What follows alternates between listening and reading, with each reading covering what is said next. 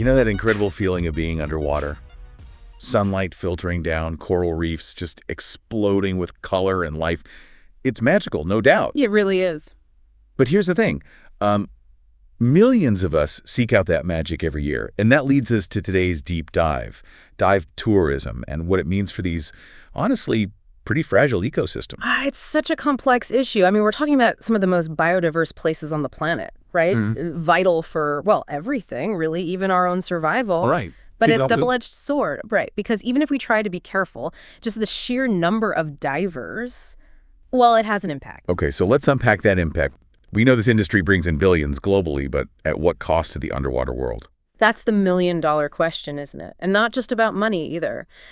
Just take physical damage as an example. I mean, did you know even a fin kick, a single fin kick, if it's in the wrong place, can damage coral that took like hundreds of years to grow? It really makes you realize how fragile it all is. Honestly, I never even thought about anchors, for example. Right. I mean, you need an anchor, but if you're dropping a traditional anchor onto a reef, that can be devastating, breaking coral, disrupting the whole ecosystem. Although our sources do point to things like mooring buoys as a good alternative. That makes a lot of sense. Yeah. But physical damage is only one part of the puzzle, right? Yeah. What really surprised me was the stuff about sunscreen. Like, who knew? Right. It's fascinating, isn't it? Because even when we think we're being responsible, unintended consequences.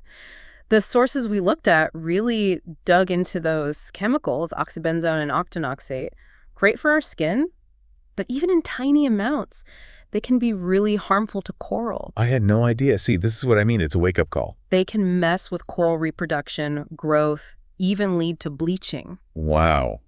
I am definitely rethinking my sunscreen choices. Like, we're so focused on protecting our skin, we don't think about what it's doing to the very thing we're there to see. Exactly. And it's not just sunscreen either. We also read about pollution from the boats themselves, fuel leaks, wastewater, even just the noise and disruption from all the traffic. Individually, maybe they don't seem like much, but multiply that by millions of dives. Yeah, like death by 1,000 cuts. But for a reef? And it's not even just about the coral itself, right? Right. This is where carrying capacity comes in. It's like, a city can only handle so many people. Well, a reef can only handle so much activity. And some of the research actually gets into how scientists figure out what that limit is for a specific area. How much coral is there? What's the fish population like? Are there sensitive species? All that factors in. So you've got these incredibly delicate ecosystems, and you've got millions of divers who want to experience them. Sounds like a recipe for disaster if we're not careful. And in fact, we found some real-world examples of this playing out, right? Absolutely. And they're not all doom and gloom, but there are definitely lessons to be learned. Take the Great Barrier Reef, for example. I mean, it's iconic, right? Largest reef system in the world, World Heritage Site, on everyone's bucket list. But it's facing a double whammy. Mass tourism, and of course, those awful bleaching events we're seeing more and more of. Yeah, those pictures of the bleached coral are just heartbreaking. You almost feel helpless. But are there efforts being made to at least try and manage the impact from divers? There are. The Great Barrier Reef Marine Park Authority has put a few things in place. They're restricting access to some areas, limiting how many permits they're giving out to dive operators, and really pushing those responsible diving practices. It's a tough balancing act, though, because you've got to weigh conservation against the money that tourism brings in. Yeah, finding that sweet spot is the challenge. It really is. And it's not just the Great Barrier Reef, is it? What about Maya Bay? That always comes to mind. Maya Bay. It's almost a cautionary tale, What happens when a place is loved maybe a little too much? Right. The beach, that's what made it famous. Exactly. And it is beautiful, but all those tourists, a lot of them on boats that honestly weren't using the best practices. It took a toll. So what did they do about it? They did something pretty drastic. Back in 2018, they closed it off completely. No more tourists. Wow, they shut the whole thing down. That's a big move. Drastic, yeah, but necessary. I mean, the degradation was serious, damaged coral, water quality was down, even the marine life was starting to disappear. So they closed it off to give the reef a chance to recover. And you know what? It's working. There are signs of improvement already. See, that's encouraging. Sometimes you do just need to take a step back, let nature do its thing. Exactly. And I think Maya Bay really proves that even when things look bad, there's hope if you're willing to take action. Okay, so we've talked about some problems. Now I want solutions.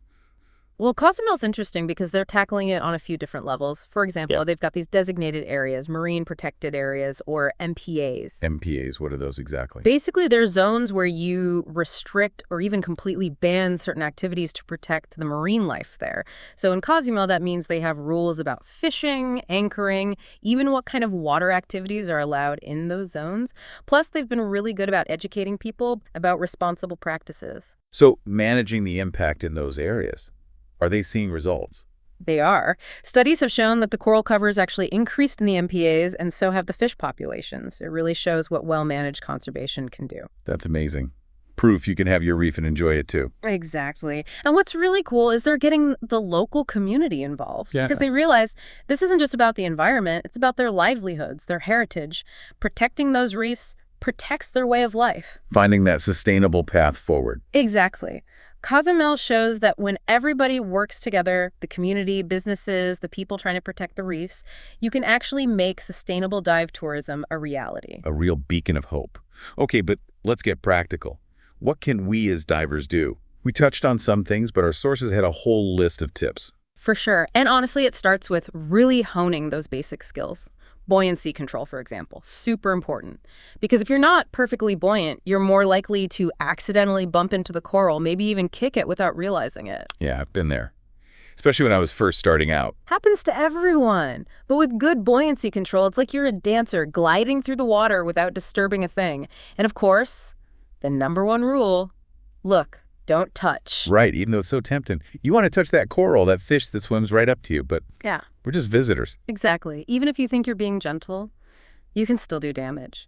And speaking of being mindful of what we bring into their world, let's talk gear choices. Sunscreen, especially. Right, we were talking earlier about how some sunscreens can be harmful. Are there reef-safe options out there? Absolutely. And thankfully, people are a lot more aware of it these days. So you can actually find a lot of sunscreens specifically labeled reef safe or reef friendly. They usually use mineral-based filters, things like zinc oxide or titanium dioxide, instead of those chemicals we talked about. Oh, got to read those labels carefully. Exactly. And it's not just sunscreen either. Think about your other choices too. When you're choosing a dive operator, look for ones that are committed to sustainability. The ones who use mooring buoys, who educate their divers, who are involved in local conservation efforts. Putting your money where your mouth is, in a way. Exactly. Because remember, as divers, we have a lot of power. If we choose eco-conscious operators, if we buy gear that's good for the environment, we're sending a message that we care about these places. It really is. It's like casting a vote for the ocean we want to see. Exactly. And that's what it comes down to, collective action. Because one person making a good choice, that helps. But all of us, millions of divers making those same choices, that's how we make a real difference. It's that ripple effect. Exactly. And it goes beyond just those immediate actions too, right? It's about the choices we're making every day. Okay, so beyond those direct actions, what's the bigger picture? What else can people listening do to make a difference for these reefs? Well, I always say knowledge is power. The more you know about the issues, the research, the organizations doing good work, the more you can actually do something about it. So, informed citizens, but of the ocean. Exactly. And don't forget, you have a voice. Support policies that are good for the ocean. Call out businesses that aren't doing things sustainably. Talk to your friends and family. Get them on board. You can even get involved in citizen science projects like monitoring reefs or doing cleanup dives. Yeah, I love those hands-on experiences. I've even heard of ones where you can help plant coral fragments to help restore damaged reefs. Those are great because it really shows a shift, right? From just trying to minimize our harm to actively trying to help these ecosystems recover. It's like that saying, leave it better than you found it, but like on a whole ocean scale. Exactly. It's about becoming stewards of these places, not just visitors. Understanding that we're all connected and that protecting these reefs, well, we're protecting ourselves in a way and definitely the future. This is making me think, what if we could completely change how we think about dive tourism? What if, instead of sometimes causing harm, it actually helped these places? Wouldn't that be incredible? I mean, imagine if every dive included some element of citizen science, contributing data while you're exploring. Or what if part of your dive trip fee automatically went to local conservation projects? So the very act of diving there is actually funding its protection. Sounds kind of idealistic, but then again, we talked about Cozumel, about Maya Bay bouncing back. Yeah. it's not impossible. Not at all. It takes everybody being on board, though. Divers, businesses, the people making the rules, the local communities. Everyone has a role to play. But the potential is there. We could create a model of dive tourism that gives back more than it takes. It's hopeful. So, to everyone listening, next time you're lucky enough to be diving on a coral reef, remember, you're not just a visitor. You have the power to make a difference. Whether it's through your diving skills, choosing the right operators, speaking up for these places, every little thing adds up. Absolutely. Embrace that sense of responsibility, Remember that we're all connected to these amazing ecosystems, the future of coral reefs, the health of our oceans. It really depends on what we choose to do today. This has been a great deep dive. It really reminds you how important these places are and how much bigger this all is than any one of us. And, even though there are challenges, it makes me hopeful. Hopeful that if we work together, if we're smart about our choices, if we never lose sight of how incredible these underwater worlds are, well, then we can make sure they're around to inspire us for a long, long time to come.